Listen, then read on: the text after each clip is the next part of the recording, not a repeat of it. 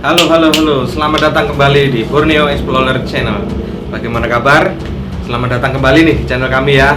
Oke, semoga sehat selalu ya. Jangan lupa untuk selalu nebeng wifi tetangga menonton channel kami. Jadi, jangan lupa ya untuk juga selalu fokus kepada sejarah-sejarah yang kami tampilkan di channel kami. Oke, kali ini kita akan membahas apa? Meriam Jepang yang ada di Gunung Meriam.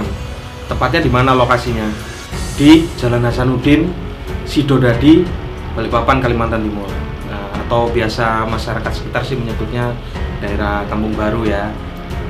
Nah, di dalam cagar budaya tersebut ada apa ya? Ada 2 buah meriam yang dulunya dipakai oleh Jepang ya untuk menguasai Balikpapan. Yaitu meriamnya mengarah ke langit-langit. Apabila sahabat-sahabat sekalian mampir ke sana bisa melihat bekas meriam tersebut yang sudah paten ditetapkan posisinya ya mengarah ke atas gitu ya. Meriam Jepang tersebut dipakai oleh Jepang untuk mengusir Belanda ya, untuk menembaki pesawat-pesawat yang di atas. Dulu digunakan oleh Kaigun. Nah, Kaigun ini adalah sebutan untuk angkatan laut Jepang ya pada saat itu. Nah, ini digunakan untuk apa nih? Waktu itu Perang Dunia Kedua, sahabat. Nah, mereka menembaki udara, ya loh, tentara atau pesawat-pesawat yang ada di udara itu dengan itu, kemudian menembaki kapal-kapal musuh dengan meriam tersebut. Gitu.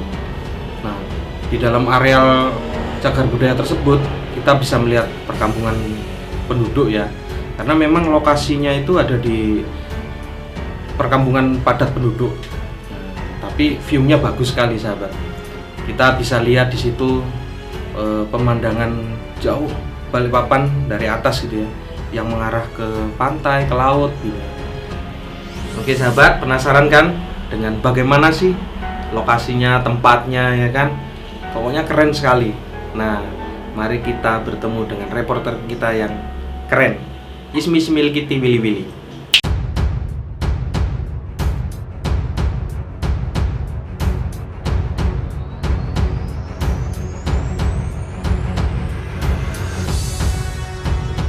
Hai sahabat, baik lagi nih ke Borneo Explorer. Ekspedisi kita hari ini mau membahas tentang meriam yang ada di belakang kita.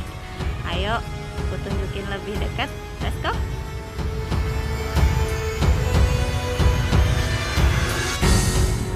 Oke, sekarang kita udah ada di meriamnya.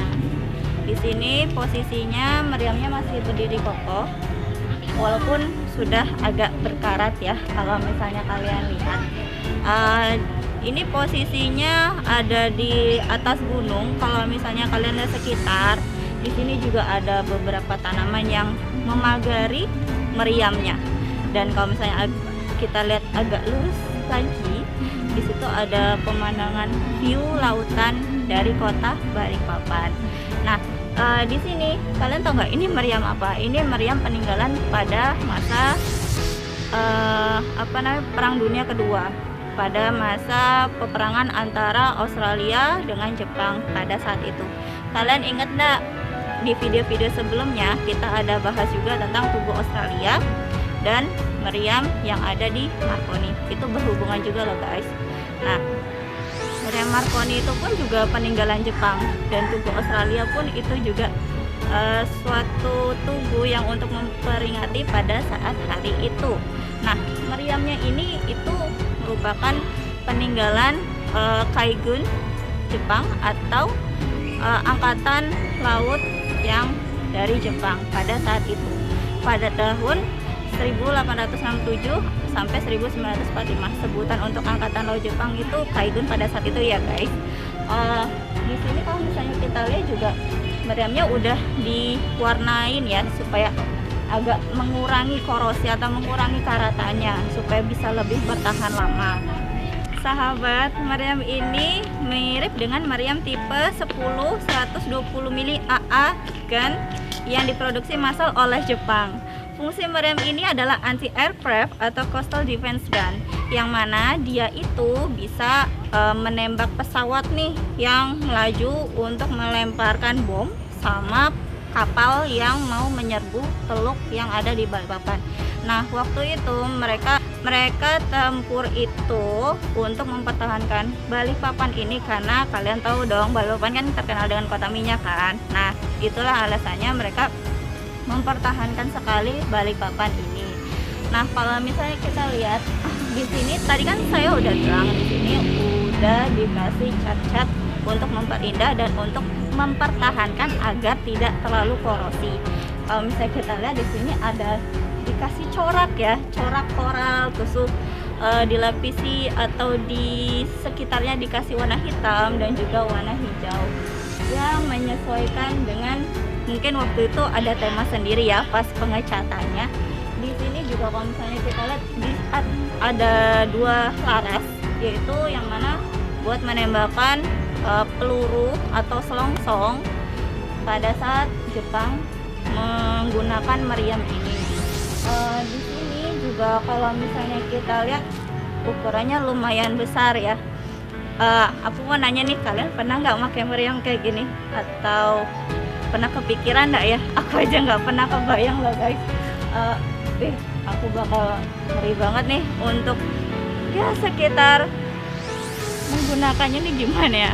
Penasaran banget sih. Terus kalau misalnya kita lihat di sini juga ada benchnya yang mana untuk penahan atau menahan sliding kalau misalnya kita pakai kan ya, atau pas Jepangnya itu pakai tentang pelurunya itu. Nah, meriam ini kalau misalnya kita perhatikan itu dulu pada saat digunakan harusnya sih bisa bergerak mengarah pada targetnya ya, entah itu kapal, entah itu pesawat. Nah, kalau misalnya kalian kesini nih, aku ngasih tahu juga nih sebelumnya.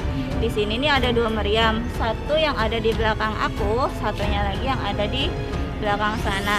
Nanti aku kasih tahu juga deh di belakang sana itu bentuknya gimana. Kalau misalnya kuliah sih kurang lebih sama, tapi nanti bakal kita kasih videonya deh bentuknya kayak mana.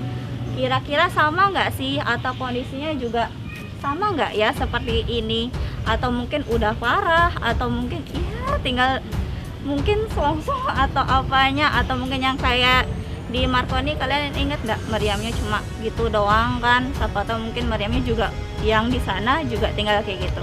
Nanti lihat aja deh videonya.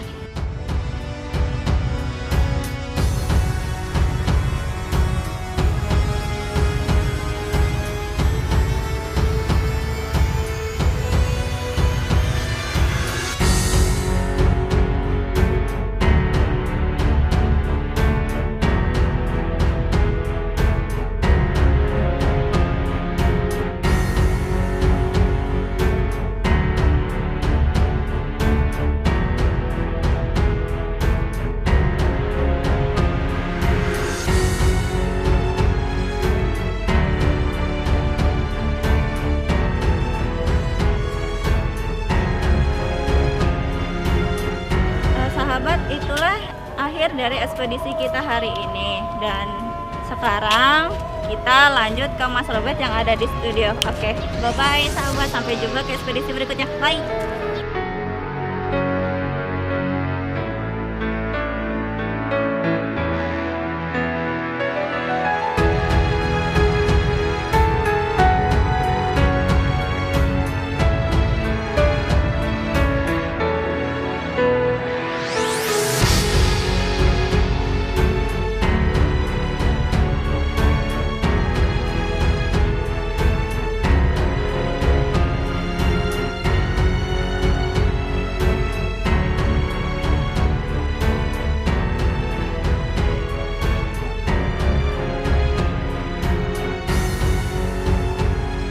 Oke sahabat, sudah melihat kan laporan dari reporter kita Ibu Ismi. Nah, gimana?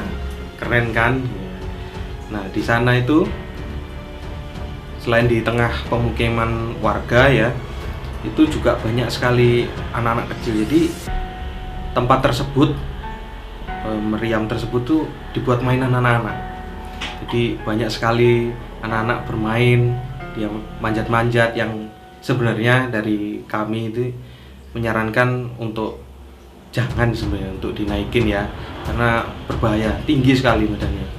Kemudian di situ juga kita lihat ada lapangan voli, untuk bermain voli. Nah, lapangan voli ini biasanya digunakan kata warga sekitar jam-jam 4 sore ke atas. Mereka bermain biasanya durasinya sekitar 2 jam menurut sumber yang saya dapat gitu ya. Kemudian saya juga ada bertanya kepada salah satu warga sekitar gitu ya, yang berinisial PH, karena dia tidak mau namanya disebutkan kemudian masuk gitu ya. Dia menceritakan kondisi bahwa dulunya itu sepi tempatnya itu sebelum padat pemukiman. Kemudian juga di sana sebelumnya kurang terawat. Nah, sekarang udah bagus lah gitu ya.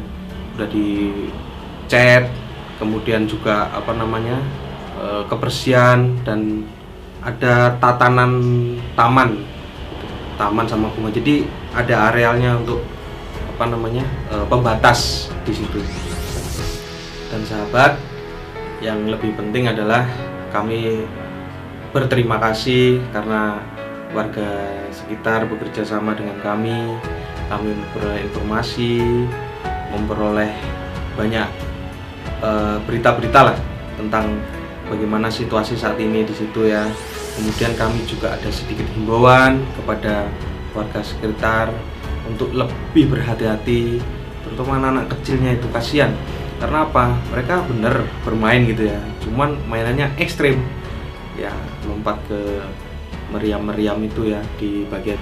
Sahabat bisa lihat betapa untuk anak sekecil itu menurut kami tidak pantas gitu ya, karena tinggi sekali gitu. Jadi kalau dibuat mainan, sayang sekali gitu. Oke, demikian sahabat, terima kasih sudah menonton video ini dari awal hingga akhirnya. Nah, jangan lupa ya untuk selalu support kami dan komen ya apabila ada usulan nih teman-teman, kesini gitu ya, mau tempat wisata, pokoknya yang ada nilai sejarahnya, silahkan komen di bawah. Kami akan rapatkan untuk dieksplor. Oke, terima kasih, sampai bertemu di video berikutnya.